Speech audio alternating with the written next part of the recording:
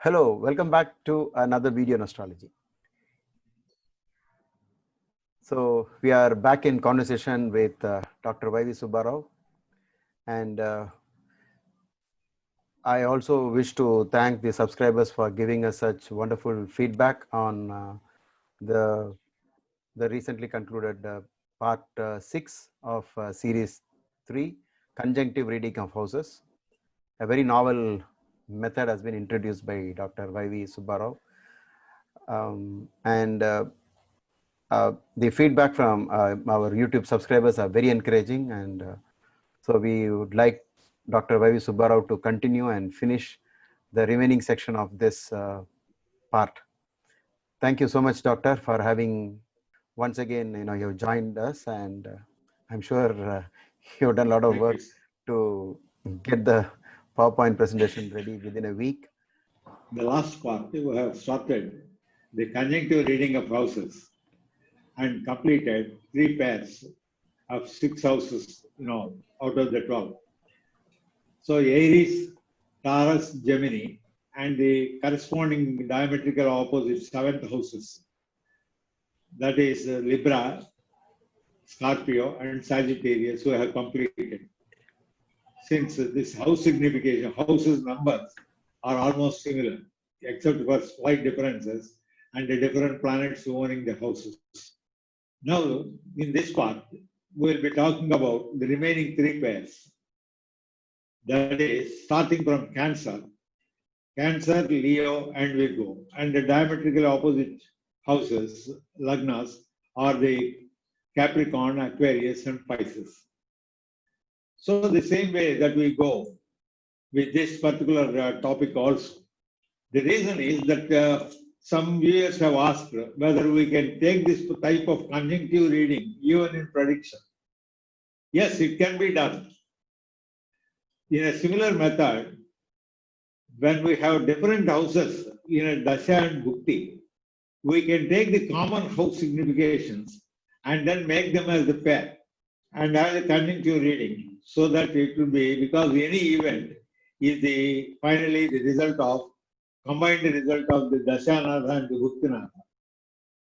And it is shared by the Antarnatha, that is the Antara of the planet, provided it is also in agreement with the same house significations with the Dasha and Bhukti, which we will deal later in detail when we take up the astrological divination. That is, the estimating the strength of the planets and also estimating the strength of the houses, which will be the next topic for discussion. Immediately after the completion of this, we will take it up next week. So that will be about, also in 2 parts, because it is a very lengthy one. So astrological divination, starting with principles of prediction. So we start with the crux of the entire subject of astrology. So now we shall deal with the 3 pairs of conjunctive reading of houses, 3 pairs of lagnas. So I will start with the PowerPoint presentation. This is the continuation of part 6. So the conjunctive reading of houses, Cancer and Capricorn together, these are diametrical opposite to one another. So Cancer and Capricorn, we find there is a rhyme in that starting with C. Similarly, in Sanskrit, incidentally, it occurred to my mind that except for the Mesha and the diametrical opposite one, Tola, which are Sanskrit names of the houses, the other signs are having a rhythmic pronunciation. If you observe, leave Mesha and Tola, they may not go together, but I am searching for the rhythmic words for all these 2 things, Mesha and Tola. But for this you can see, next is Vrushabha and opposite one is Vrustika. Vrushabha and Vrustika go together in the right. Similarly, Midhuna and Dhanusu. So that Dha, that emphasis is there. Similarly, here Karkatakam and Makaram. The Ra is there. Simha and Kumbham. And Kanya and Meenam. So it is Meenam, Mesham and Tula are not actually going arithmetically. I have been searching for a suitable Sanskrit words for these 2 things, so that also goes into right. Incidentally, it occurred to my mind, so I told you. So now Cancer and Capricorn, these two opposite signs, we have taken the two Lagnas, Cancer as the Lagna, and here in the right-hand side, we have got Capricorn as the Lagna. Here, Cancer as the Lagna, the first house belongs to Moon. The Lord of the first house is Moon. Moon with the ownership of only one house, there's absolutely no conjunctive reading for that because there is no another house to conjunct. But here, we have got 1 and 2 belong to Saturn. So Saturn, first house is native, and second house is wealth, and second house is speech, and second house is family. The family is very limited because Saturn is an important planet. And the first house self-native and the second house wealth, he may be wealthy. And the second house is also concerned about the speech and the face.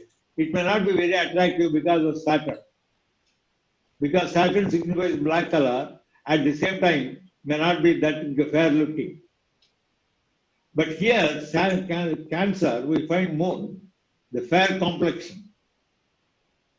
And the house and the face also is very round, like the full moon. So in order to find this, that Moon can join with Ravi only when it is Amavasya, that is the new moon. In which case also we don't find any betterment in the improvement in the significations of the first house. So the first house is a destitute one, almost isolated. The second house is Ravi. He signifies gold and wealth also. Therefore, second house signifies Ravi is okay. But the speech will be very hot and temper. So the third and the 12th houses in both these Lagnas, we find here it is Mercury and here it is Jupiter. There's a marked difference between Mercury owning the third and the 12th houses and Jupiter owning the third and the 12th houses. Mercury owning the third and the 12th houses, we find if Mercury were to be in the third house, the possibility of astronomically becoming conjunctive with Venus is there and also with Ravi is there. Because wherever Ravi is, it will be found more often than not with Buddha. So Ravi and Buddha can combine, sometimes with Shukra also. Possibility is there because Buddha cannot be more, it can be with either Ravi or one house ahead or behind. Similarly, Venus can be with Ravi or one house ahead or behind or two houses ahead or behind. Therefore, astronomically, these three planets can form a group. If that form a group, then what we understand is second house is wealth, third house is food and drink, and fourth house is material prosperity. Fourth and 11th. Fourth is material prosperity, and 11th house is gain, labha. So one gets all these things at his own expense. He spends money lavishly and dines with the princely diet, and he will also enjoy lavishly his property. There is absolutely no effort on his part in order to earn, but he will spend. He will have to have the maximum physical comfort. So 4 and 11, owned by Venus, will naturally give you a taste for aesthetic sense. Everything beautiful. The house must be beautiful, the car must be beautiful, the house property and other things must be beautiful, so on and so forth. Here, in Jupiter 3 and 12, the individual spends away all the money in performing every single excuse of auspicious event, like naming ceremony or actually putting the child to education, or even every year birthday, so on and so forth. He spends some money lavishly for auspicious things in 3 and 12, especially signifying children also, Jupiter, Karakatva for that, and also auspicious things. The entire money is wasted on food and drink. Or there may be too many siblings to be fed and the money is wasted. So he is the only earning member and there are many siblings to be supported by him. The same thing happens here also. 3 and 12, but it will be more feminine, and here it is both masculine and feminine put together. Here it's 4 and 11 Venus, everything aesthetic, as I said now, and the possibility of astronomical combination of Ravi, Buddha, Shukra is always there. If that such a thing happens, he will spend away the money for everything, beautiful property, beautiful house, beautiful vehicle, conveyance, and spending away lots of money on food and drink, having a princely diet, all at the expense of the excessive wealth he had.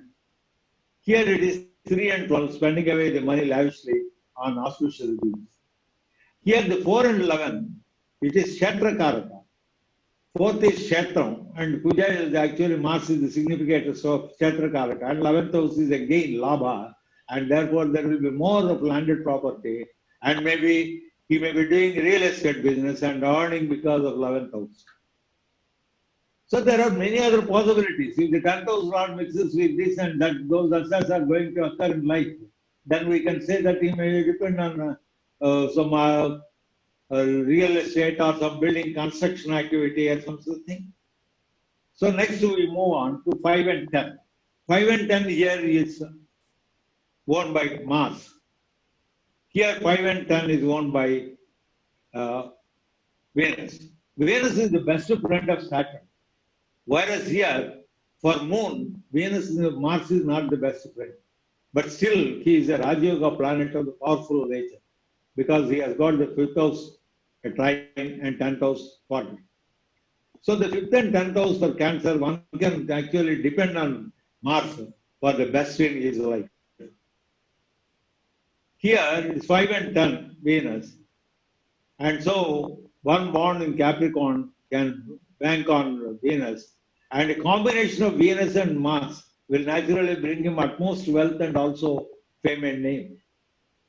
If that is combined with Saturn, Mars will naturally are having special aspects also.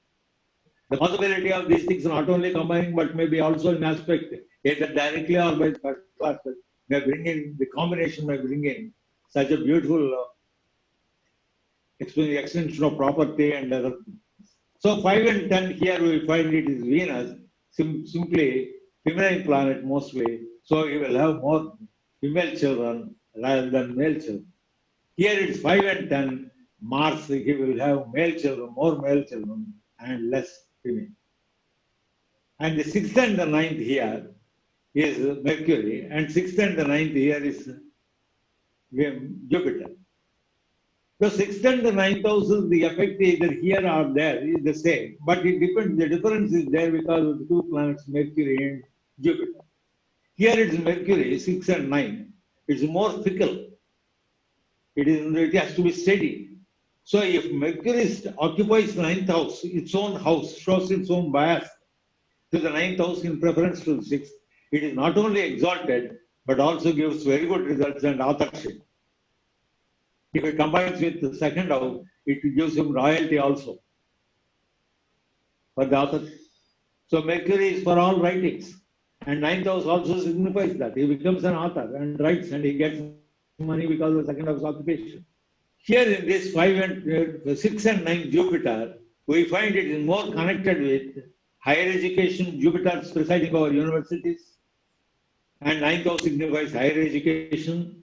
And 9th house Jupiter also signifies religion. And 9th house signifies religion. So the planet and the house, both the Karakatva, the natural signification of the planet and the house go together to weigh a concrete result. And 9th house is father, and Jupiter is preceptor or father, and therefore the relationship. We find that 6 and 9 is, if it is in the field of religion, there is a temporary break. If it is in the field of relationship, paternal relations, there is a temporary break. If it is in the field of education, there is a temporary break. Similarly, results follow here also 6 and 9. 6th house is only just a temporary break and a continuation thereafter. And 7th house is independent and the 8th house is independent here. Whereas here it is 7 and 8.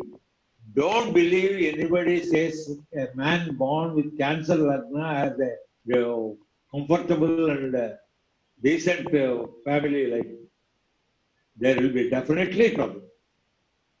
7 and 8 are going to cause trouble in the marital life of the person when it is Cancer as the Lagna. You can take it for certainty.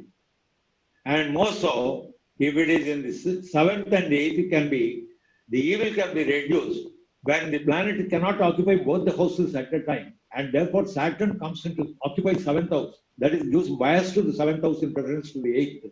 The results may be somewhat better. On the other hand, it gives option to the 8th house instead of the 7th house. The longevity is increased. There is a joke also said in this, which I would like to actually share with you.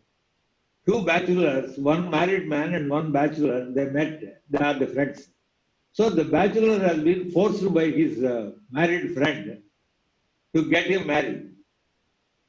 And in describing the advantages of married life, the married man says to the bachelor that your longevity increases. So the bachelor said, how is it that after marriage the longevity increases? So he said, you seem to be actually duping me by saying that if I get married, my longevity increases means that the family life will make me a day appear to be very long. And so my longevity is appear to have been increased. So 7 and 8, if the 7th planet gives its bias to the 8th house, the longevity is increased. Saturn is significator of longevity. One will have a greater amount of longevity. If it occupies 7th house instead of 8th, the evil of the 8th house is reduced because of the occupation of the 7th house. Bias. Here the 7 and 8 are independent. The 7th house is moon. And so for a Capricorn Lagna person mostly, with Saturn giving him the complexion of black color, still he will have a white, fair complexion lady as his spouse. That is why. So this is the beauty of it, and I have seen many cases also. So this is how it goes. 7 and 8 are independent, and therefore 7th house. 8th house is Ravi. Ravi is Atmakaraka. Here there is a distinct advantage. We find, I don't know, what exactly is the relationship between the crocodile and the philosophy. It is Adi Shankaracharya who was actually taught by the crocodile, and that he got the was granted his wish that he should take to monastery, become a saint. So Capricorn and this 8th house seem to be going together because 8th house is Atmakaraka, one who would like to pursue, to actually have a darshan of the soul, would naturally opt for is coming under the Capricorn as the Lagna. To some extent, Cancer also. Cancer, because of the 9th house, Jupiter, Chandra is Manokaraka and Jupiter is Jnanakaraka, and Saturn is the 7th one opposite, maybe aspecting, and so this is Vairagya Karaka, the combination of these things. This combination has come to Ramakrishna Paramahamsa and Capricorn for Swami Vivekananda. So persons who actually take to saint, the saint doesn't die. He actually shuts his mortal body and termination of mundane existence on his own volition. He looks to the almanac and then fixes up an auspicious moment and then leaves his body. Therefore, the question of 2nd and 7th houses operating for such people do not occur, as in the case of martyrs. So it is a question of attaining moksha, that is liberation or salvation. The 8th house comes into play. So both the persons died with the 8th house operations. He died in Senidasya Ravi Bhakti, and this man died in, Vivekananda died in Senidasya Ravi Bhakti, and so Ramakrishna Paramahamsa in Ravidasya Seni Bhakti. Ravidasya Seni Bhakti. See the combination. Here it is Seni Ravi, and there it is Ravi Seni. Here also Seni is 2nd house, and Ravi is 2nd house. 8th house is Ravi here, and here 8th house is Seni. So he died in Ravi Seni, and this his disciple Swami Vivekananda died in Seni Ravi. So if you can recapitulate your remembrances to my first series wherein I dealt with the solar system and the Purusharthas, you find Ravi and Seni as the combinations for moksha, the last pair. The first one Sun and the last one is Saturn. They together form a couple, actually the pair, and that is actually giving rise to the last Purushartha, Dharma, Artha, Kama, Moksha. That moksha is there. Ravi Seni and Seni Ravi. So this is incidentally has occurred to my mind to tell you, to remind you of the first lesson of Purusharthas, Ravi and Seni, Seni and Ravi. So the parakasta of the Purusharthas is moksha. And the two planets actually forming a pair are Ravi and Seni. It is the same in both these cases. But it is Ravi Dasha and Seni Bhukti. Here it is Seni Dasha, Ravi Bhukti.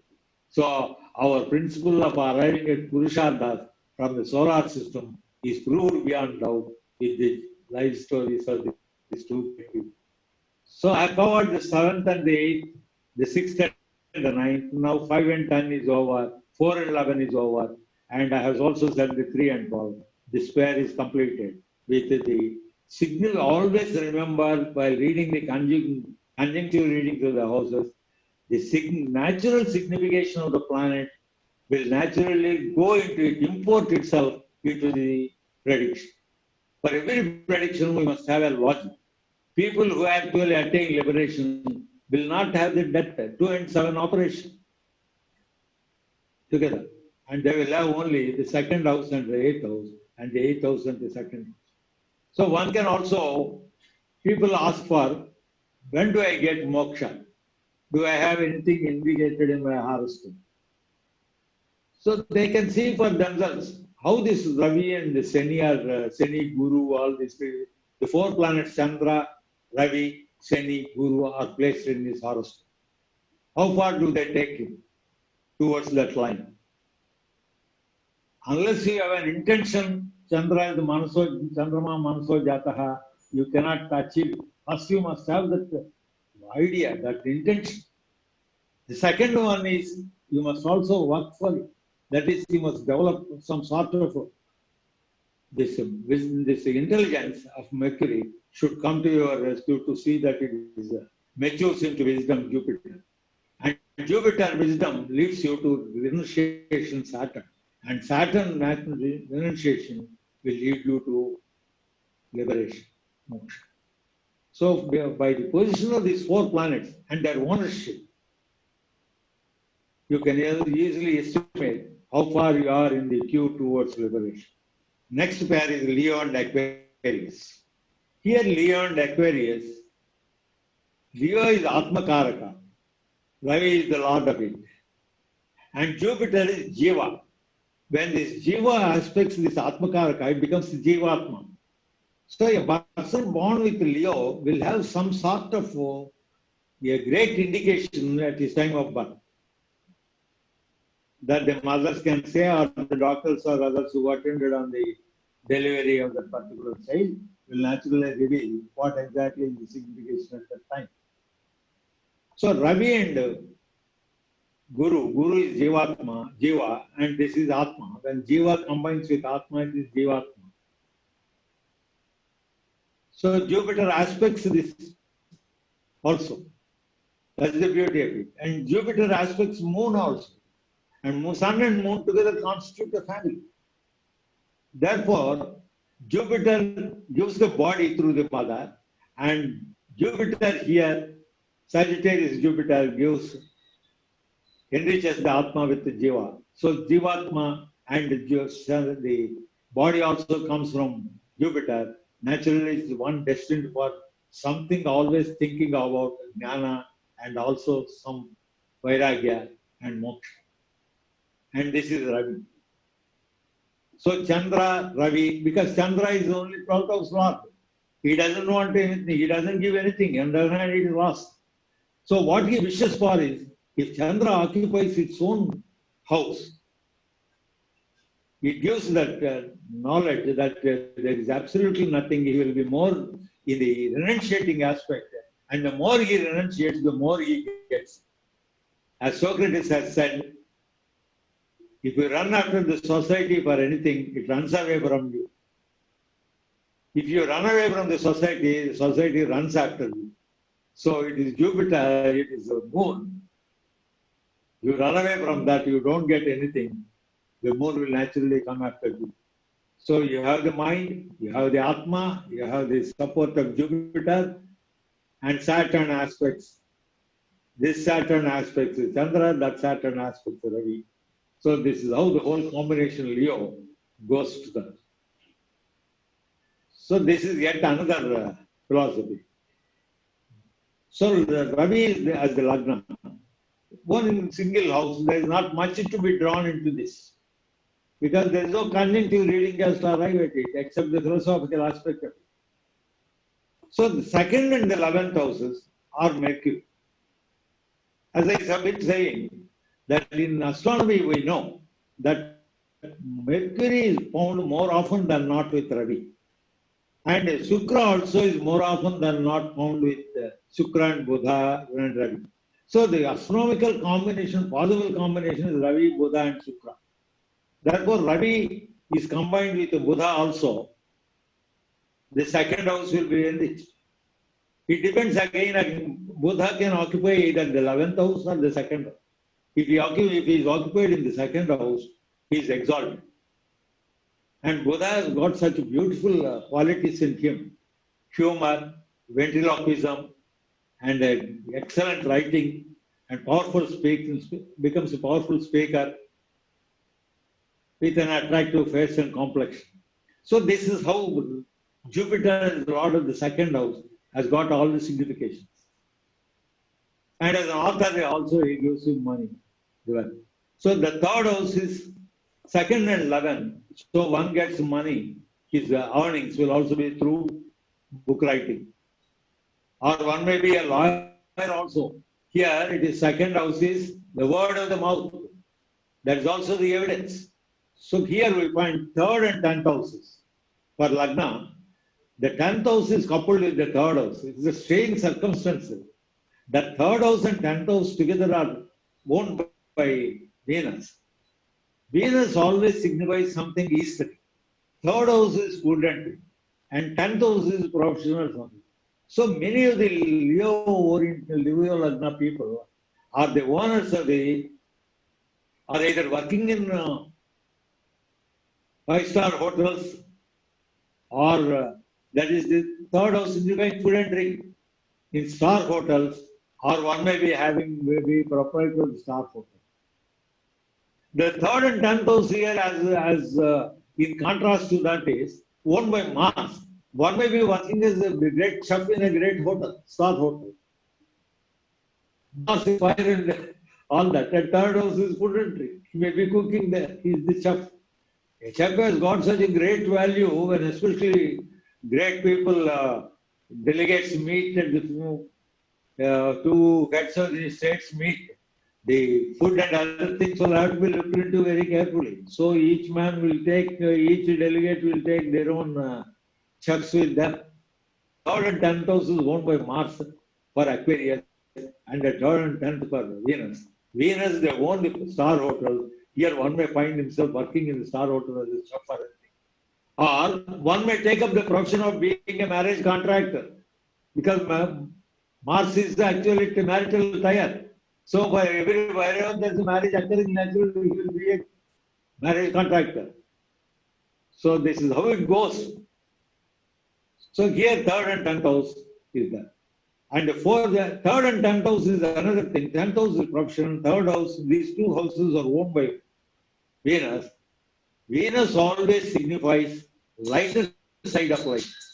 One does not carry on any profession that is involving manual labor. Whereas here, Mars, it will be more of a mechanical or automobile, like that's hard engineering. Here it is very soft. So one may be an electronics or a computer engineering and all that are associated with this. For engineers to be engineers, Ravi and Buddha are conjunction. And if Shukra is also associated, because Ravi, Buddha and Shukra association is possible. associated, he becomes either an electronics engineer or a computer engineer. Whereas here, Kuja is actually combining with Ravi and Buddha. It will be mostly mechanical, Kuja and Shani, maybe mechanical or automobile. So 3 and 10 is the sim. 4 and 9. Here it's 4 and 9 by Venus. As I said, one can take the lighter side of life and more sophisticated and rapid very quickly. Therefore, it is electronics and computer science. 4 and 9. Here it is 4 and 9 is more of a masculine nature engineering, mechanical or electrical or automobile, like that. Hard engineering. So the 5th and the 10th, 4th and 9th here, 4th is won by Mars, landed property and other things. And the 4th and 9th combined together higher education and lower education.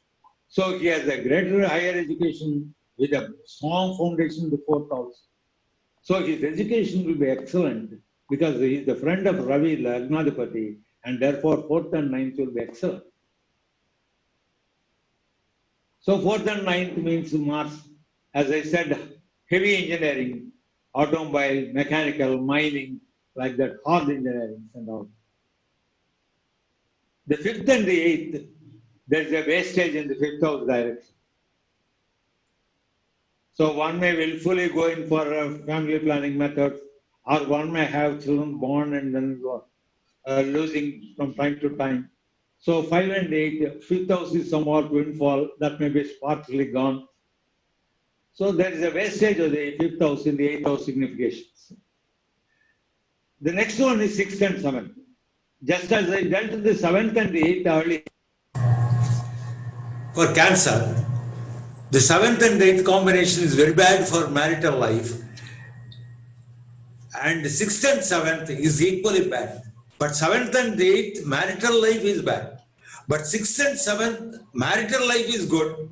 But marriage, the moment the marriage is thought of, it will actually lead to some quarrels, some fightings and so on and so forth. So right from the start of the day itself, marriage, the word marriage goes into the mind. It is 6 and 7, there is a quarrel, there is a dispute. There is something complex, anxious moments and anxiety, but not a total breakdown. 7 and 8 is post-marriage life, is somewhat strained. So 6 and 7, Leo, 7 and 8 for Cancer are really not that much promising in the initial stages, and they spend away the virulence in the beginning of the marriage. And slowly, as with the afflux of time, the 6 and 8 will vanish. So the 5th and the 8th is gone. The 4th and 9th is over, 3 and 10. So 2 and 11 I have covered. And so the 12th house is independent. If the moon were to be here, it's definitely signifies during this moon's period, Chandra Dasha, one finds to be doing some gardening with water and so on and so forth. With the strain also. Because the water that he uses, he actually feels sorrow that he is running scarcity of water. And so he cannot have water for drinking. How can he feed the plants? He feels that all the garden that he had raised is going to dry up. So the 12th house effect is always there. There is a rule or a notion amongst the astrologers that an evil planet occupying an evil house is not evil. It is certainly out of question. An evil planet in an evil house is always evil. But here it is 12th house, single house, and so there is not anything attached to it except that it finds its place elsewhere. It is better that it is in its own house. Then, when Ravi is the Lagna and Chandra will be the Chandra Lagna, that is the Rasi, from there also, Mars, which is a Raja Yoga planet, will be again becoming a Raja Yoga planet as 5 and 10 from Chandra Lagna. So a person born with Leo as the Lagna and Moon as the Moon Cancer will naturally can bank on Mars for his entire life. This is all these things are covered.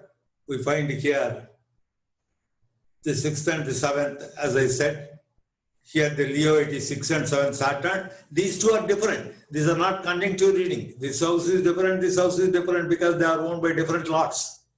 So 6th house moon is always 6th house signification. 7th house is independent, whereas it is combined with the 6th. The 7th house combined with the 6th. Firstly, it depends on the bias of the planet, whether it occupies the 6th or the 7th. If it occupies the 7th, more than 50, 60, 2/3 of the evil is gone. If it occupies the 6th, the entire evil is taking place. Here 6 and 7 are different. The 7th house, Ravi, is independent of the 6th house because these are the two different lots. So accepting that all the other houses are covered in this particular pair. The next one and the last one in this part, the Virgo and Pisces. These are the two corner houses. This is owned by an auspicious planet Mercury, and is also owned by an auspicious planet Jupiter. There is absolutely no such thing as Kendradipatya dosha if we actually take into logical conclusion. Because we find that they don't give much of, they carry on the corner houses, Kendradipatya dosham, because 7th house is there for the 4th house. And the 7th house or insisting is not going to be a Maraka house. Maraka occurs only after one has lived his span of life. Any number of times the Maraka planet will be coming as either Dasha or Bhukti or Antara or insisting. All those periods are not actually resulting in Maraka. Maraka comes only once. And therefore Kendradipatya dosha doesn't come. Kendradipatya dosham perhaps is limited only to the extent that the planet owns both the quadrants, and so it is not able to give you the best result. It gives only not more than an average result. A planet with quadrant ownership purely or a trine ownership purely is not that much conducive for Raja Yoga. The combination of both quadrant and trine only can give Raja Yoga. So here for these corner houses, that is the Kendradipatya dosha in the sense, this Kendras as the Lagnas will naturally have the difficulty of no ready-made Raja Yoga planet, unlike we see for the other 6 Lagnas. So here it is 1 and 10. The advantage here is 10th house's fame and name. If the first Lord Virgo is in the first house, it is exalted. So with the combination of 1 and 10, the individual will be naturally internationally recognized. 10th house is fame and name, and first house is Lagnadipati, and that is exalted. The person will be of international recognition. This Rajiv Gandhi had, and he is true to Kanya Lagna also in his special appearance. So this is that. 4 and 7, you find mother's death. He became Prime Minister 1 and 10, immediately on the death of his mother, 4 and 7. 4 is mother, 7 is Maraka. Mother's death. Mother's death, and the spouse's education will be only limited to lower level, only to school level. Or the property of the 4th house is in litigation, 7th house. So put these things as the qualifications of this, significations of these houses. The house modifies and qualifies with this. Or the significations of this house modifies with and then qualifies with this.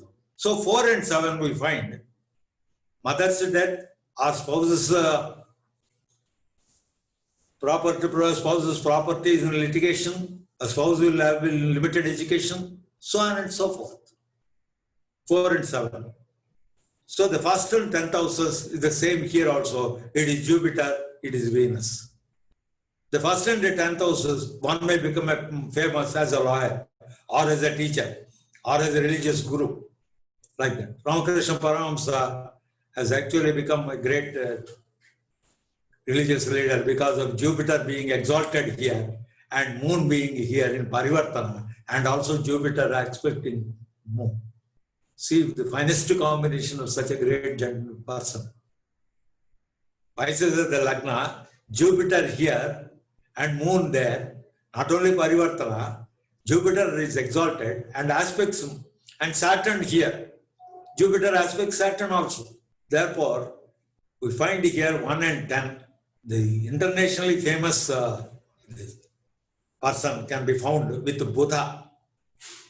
And then the second and the ninth houses.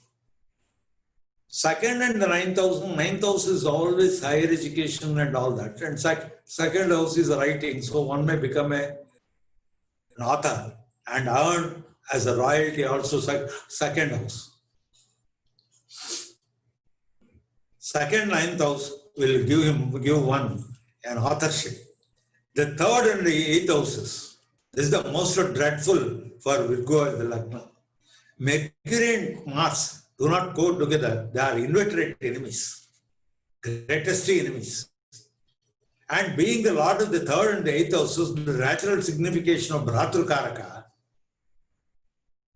and being a masculine gender, the third house signifying siblings.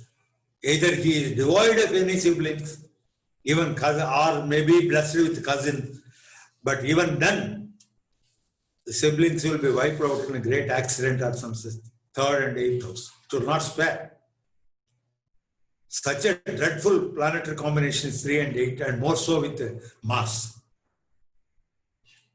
The same thing, 3 and 8 here, is not that dreadful as Mars, because it is Venus somewhat soft because of its natural significations, and therefore 3 and 8 is bad either here or there. So the longevity itself is somewhat deterred. And then 4th and 7th houses we see here. The 4th and the 7th houses, just now I said, the 4th house and the 7th house together, read together, is mother's death or property in litigation, or one may stop with lower education, and so on and so forth. And here also the same thing reads as 4 and 7. So the 5 and 6 is combined here. The 5 and 6 are different here. The 5 and 6 are two different lots, and here 5 and 6 are one single lot. 5 and 6 combination will naturally make children are quarrelsome. The children will be naturally very quarrelsome. They will be sick also, sick children, or they will be always involved in quarrels. 5 and 6. So one may not have that luck actually written in him. 5 and 6. So here it is 5 and 6 are different. So the 5th house moon naturally has in her powers to give more female children rather than male children. And here the 5th house Saturn may not give children at all. More so when it is owning the 6th house, it may not give children at all. For Virgo, the 5th house children, it may be a difficult thing also. And the 3rd and 8th is over, 2 and 9 is over, 1 and 11 and 12 are independent. These are the two lots and two houses. And therefore 11th house, moon, always gives plenty. So what are all in its significations are fruits of flowers, fish, salt, rice, paddy fields and so on. He gives plenty. And 12th house is Ravi. It's very hot, and this is pertaining to the hot nature. So here it is 5 and 6 combined. Ravi and Chandra are combined. The combination will naturally give in the 5th house children and 6th house is quarrels. There may be some enmity. So for the Lagnadipati, the children may be at loggerheads. So this is how it works. The pair, last pair. This is the Pisces. Virgo and Pisces, the two Lagnas, this last pair, I have dealt completely all these things. By now, you would have all made an approximate. As someone has asked me regarding Virgo. Virgo is the Lagna. 10 and 11, it seems I have not dealt. 10 and 11 are independent. For Libra is the Lagna, 10 and 11 are independent. Unlike for Taurus, 10 and 11 are owned by Saturn. So 10th house is professional, 11th house is income. So that's combined there. And 10th house is professional, 11th house is income, and Saturn is a slow moving planet, and therefore he gets the employment only employed at a later life. At least may not be in the first round of 30 years. Libra is the Lagna. So 10 and 11 are independent. 10 is Mars, Moon, and 11 is Ravi. So they are independent. Such a combination, such a thing doesn't arise for this. 10th is independent and it has to be studied. It's a quick moving planet. One gets a job and as quickly also he changes jobs. Like the moon doesn't stay in one house, he goes on running. And therefore he also runs away from each job. So 10 and 11 is different for Virgo compared to 10 and 11 for Libra, and 10 and 11 is different for Taurus, for the Aries. Libra and Aries. 10 and 11 are Saturn for Aries, and 10 and 11 are Moon and this for Libra, which it seems I have missed last time, and that I remember now in the comments. I have drawn your attention for that. So with this, we come to the end of the conjuncture reading of the houses and the end of the part 7. The next part is the next topic, astrological divination, estimating the strength of a planet and strength of the house. So the predictive principle starts here. And so I request the viewers to carefully see this. Therefore, they can have a firm grip on the predictive part of it. Because this will be dealt from the principles. This is also divided into 2 parts. So the first part of the 8th, the first section of the 8th part will be started in the next session. Astrological divination, estimation of the strength of a planet, that is the strength of the Lord and the strength of the house. Here also I have designed the entire topic in 2 sections. One is principles, the 5th house, 7th house, and the result of a consequent of 7th house is 5th house, children. Marriage, general principles, marriage, and then children. I'm dealing with these 3 sections in the first part. And the second part I will be dealing with profession, international recognition, and longevity. Strangely enough, you can find in longevity, because we know the date of birth, we must be equally prepared to actually at least name the dasha of our termination, if not the date of the year.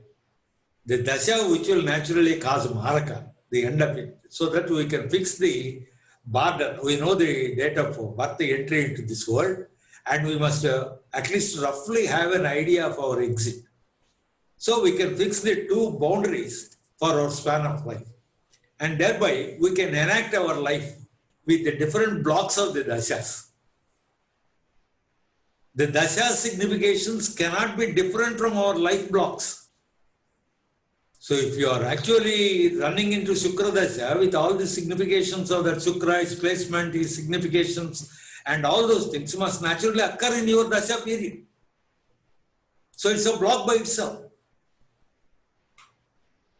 Therefore, our life is divided into different blocks which we can experience easily with the dashas. Because the dasha significations are special and peculiar and particular. Therefore, we will first have the part about general principles, 5th house, 7th house, and 5th house. I will deal with that. Next part, we will deal with the longevity meters. I have prescribed some meters so that you can keep it as a reference point and see if the horoscope is worse than that, it is less than that longevity. For Alpayada, I have a meter, natural occurred events, the horoscopes of people who have died with those combinations and what is their age. And that stands as a reference point for it. So that's a meter. If we find this much worse in our horoscope, the longevity is this. If this is somewhat better, it is an average life, medium. If it is still better, it is 90 years. If it is excellent, it is 120 years. So I got longevity meters also to define approximate exit of the native. So with this, I conclude the entire thing and leave this. So that was really interesting, sir. Thank you, sir. As usual, and it's so nice of you to have attended on this question by Radhika Ji. She commented 1 week back for Tula Lagna about Yes, 10th yes, and yes. 11th Lord. You have attended to that. Thank you, and lots of you've been continuously praised by people. Namaste, Guru Garu. We are so blessed to have interaction with such an intellectual person and all that. That's very kind of them. Yeah, yes, definitely. And I think one of them had asked if you provide any consultation. No, sir. You're not interested in consultation. I'm not interested. Okay, maybe they can ask you questions on in the comment section Yes, itself, yes, and yes, they may try to yes. get answers from that. Yes. Okay. So what is coming up, I think, is even more, going to be more interesting, I think. Because what all I said till now will naturally come into that. But what I noticed in these two parts, what we did last week and this week, the very interesting, point about all this is that you are able to give some reading without planetary positions itself, just based on the Lagna. You have managed to connect houses and come up with. So I'm sure this could be an extra parameter that astrologers, budding astrologers, and even astrologers can use before making a final prediction. Maybe they use the planetary positions, dasha, antardasha, but still use this as a separate dimension Yes, sir. and Then get the additional background. inputs. Yeah, and the background they can consider the very fact that you're born only in this Lagna, and then there is a lot of interconnection between the pairs of houses. So that's very interesting. So I'm sure our viewers will be waiting eagerly for your next video. Sure, So sure. yeah, we'll meet again next I week, hope sir. I can do justice for that also.